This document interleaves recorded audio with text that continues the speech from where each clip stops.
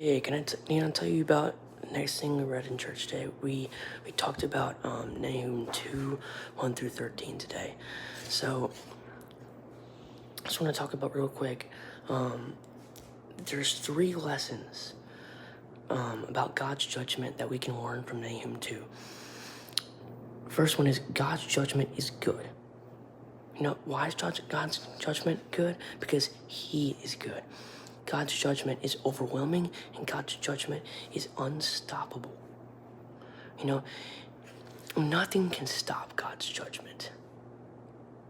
When someone opposes Him, when they opposed Him, Nahum 2, nothing could stop God's judgment. It is overwhelming. It is unstoppable.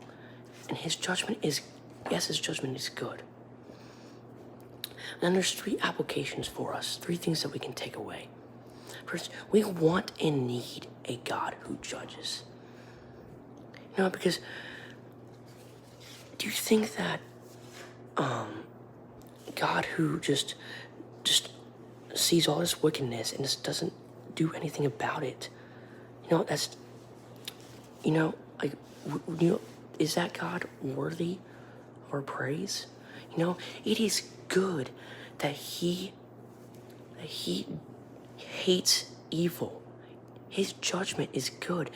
His judgment is just. It is good that He hates evil.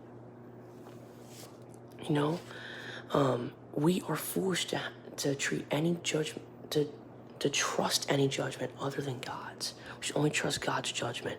And we have hope because God has reconciled His enemies.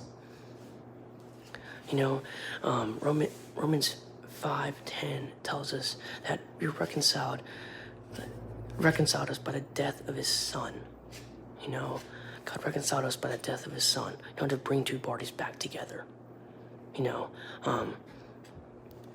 So God's judgment is overwhelming. It is unstoppable, but it is good because He hates evil, and that is good. So we don't have to experience that judgment because of the death of His Son, Jesus Christ, who is the only hope for this world. Jesus Christ is the way, the truth, and the life. He's the only hope for this world.